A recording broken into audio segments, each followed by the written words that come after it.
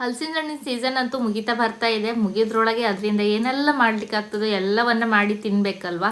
ಇವತ್ತಿನ ವಿಡಿಯೋದಲ್ಲಿ ಹಲಸಿನ ಹಣ್ಣಿನ ಕಡುಬು ಅಥವಾ ಹಲಸಿನ ಹಣ್ಣಿನ ಗಟ್ಟಿ ಅಂತ ಕೂಡ ಹೇಳ್ತಾರೆ ಕೆಲವು ಕಡೆ, ಯಾವ ರೀತಿಯಾಗಿ ಮಾಡೋದಂತ ನೋಡೋಣ ಬನ್ನಿ. ನಮಸ್ಕಾರ, ನಾನು ಪವಿತ್ರ ಭಾಗವತ್, ಮಿಸೆಸ್ ಭಾಗವತ್ ಚಾನಲ್ಗೆ ನಿಮ್ಮೆಲ್ಲರಿಗೂ ಪ್ರೀತಿಯ ಸ್ವಾಗತ.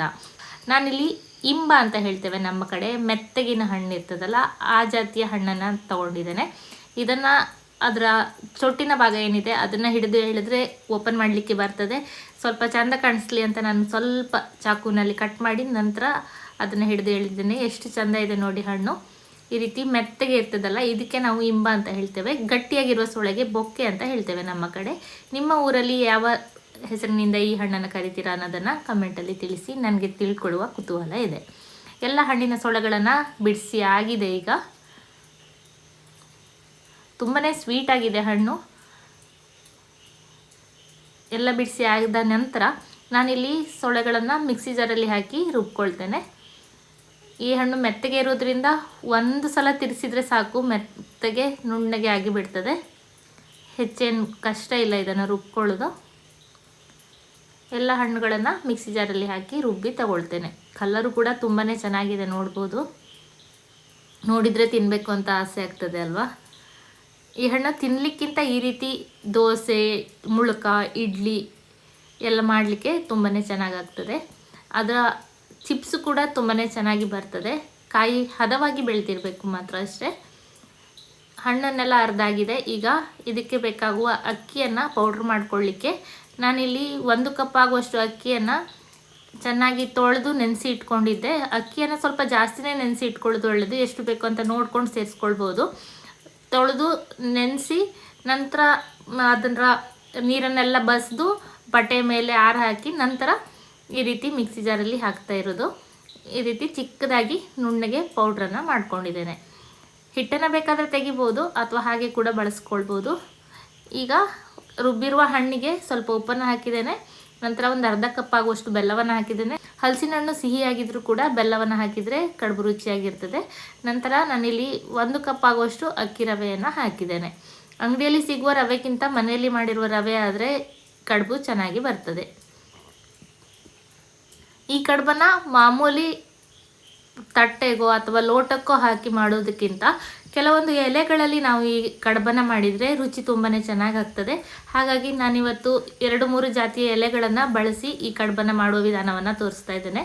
ನಾನಿಲ್ಲಿ ಮೊದಲು ಕೊಯ್ತಾ ಇರೋದು ಇದು ಗೇರು ಎಲೆ. ಗೇರು ಎಲೆಯಲ್ಲಿ ಹಲಸಿನ ಹಣ್ಣಿನ ಕಡುಬನ್ನು ಮಾಡುವುದು ಒಂದು ವಿಧಾನ. ಕೆಲವೊಂದು ಕಡೆ ಮಾಡ್ತಾರೆ, ಎಲ್ರಿಗೂ ಗೊತ್ತಿದೆಯೋ ಇಲ್ವೋ ಗೊತ್ತಿಲ್ಲ.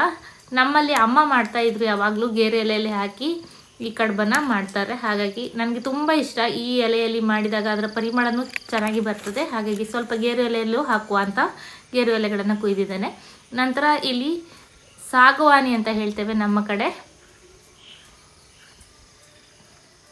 ಇದರ ಎಲೆಗಳಲ್ಲೂ ಕೂಡ ಹಲಸಿನ ಹಣ್ಣಿನ ಕಡುಬನ್ನು ಮಾಡ್ತಾರೆ.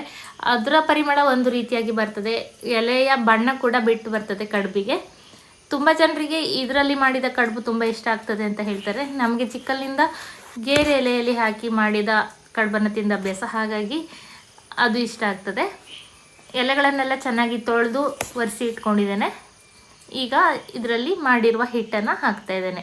ನಾನು ಎಲೆ ಕುಯ್ಲಿಕ್ಕೆ ಹೋಗೋದ್ರ ಒಳಗೆ ಮುಂಚೆನೇ ಆಟದಲ್ಲಿ ನೀರನ್ನು ಹಾಕಿ ಕಾಯಲಿಕ್ಕೆ ಇಟ್ಟಿದ್ದೆ. ನೀರು ಕಾದಾಗಿದೆ. ಕಾದ ನಂತರ ಎಲೆಗೆ ಹಿಟ್ಟನ್ನು ಹಾಕಿ ಆಟದೊಳಗೆ ಇಟ್ಟು ಬೇಯಿಸ್ಕೊಳ್ತೇನೆ.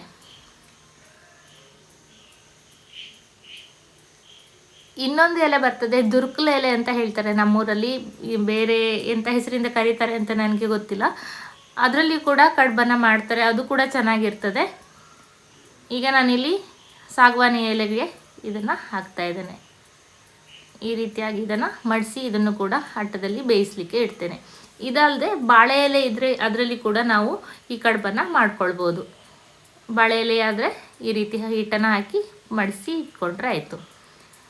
ಎಲ್ಲದೂ ಕೂಡ ಚೆನ್ನಾಗಿರ್ತದೆ. ಯಾವುದೂ ಸಿಕ್ಕಿಲ್ಲ ಅಂತ ಅಂದಾಗ ಮಾಮೂಲಿ ಇಡ್ಲಿಯ ಪಾತ್ರದಲ್ಲಿ ಕೂಡ ನಾವು ಈ ಹಿಟ್ಟನ್ನು ಹಾಕಿ ಬೇಯಿಸ್ಕೊಳ್ಬೋದು. ಬಾಳೆ ಎಲೆ ಸಾಮಾನ್ಯವಾಗಿ ಎಲ್ಲ ಕಡೆ ಸಿಗ್ತದೆ. ಯಾವುದು ಸಿಕ್ಕಿಲ್ಲ ಅಂದರೆ ಬಾಳೆ ಎಲೆಲಾದರೂ ಕಡುಬನ್ನು ಟ್ರೈ ಮಾಡೋದನ್ನು ಮರಿಬೇಡಿ. ಎಲ್ಲ ಕಡುಬು ಬೆಂದಾಗಿದೆ, ತೆಗೆದಿದ್ದೇನೆ. ಸ್ವಲ್ಪ ತಣ್ಣಗಾಗಿದೆ, ಈ ಥರ ತೆಗಿತಾ ಇದ್ದೇನೆ. ಒಂದೊಂದು ಎಲೆಯಲ್ಲಿ ಒಂದೊಂದು ರೀತಿಯ ಪರಿಮಳದಲ್ಲಿ ಕಡುಬು ರೆಡಿ ಆಗ್ತದೆ. ಹಲಸಿನ ಹಣ್ಣಿದೆ ಒಂದು ಪರಿಮಳ ಆದರೆ ಈ ಎಲೆಗೆ ಹಾಕಿದಾಗ ಇನ್ನೂ ಒಂದು ರೀತಿ ವಿಶೇಷವಾದ ಪರಿಮಳದೊಂದಿಗೆ ಕಡುಬು ರೆಡಿ ಆಗ್ತದೆ. ಗೇರು ಎಲೆಯಲ್ಲಿ ಹಾಕಿದ ಕಡುಬು ತುಂಬಾ ತೆಳ್ಳಗಾಗಿ ಚೆನ್ನಾಗಿ ಬರ್ತದೆ, ನೋಡ್ಬೋದು.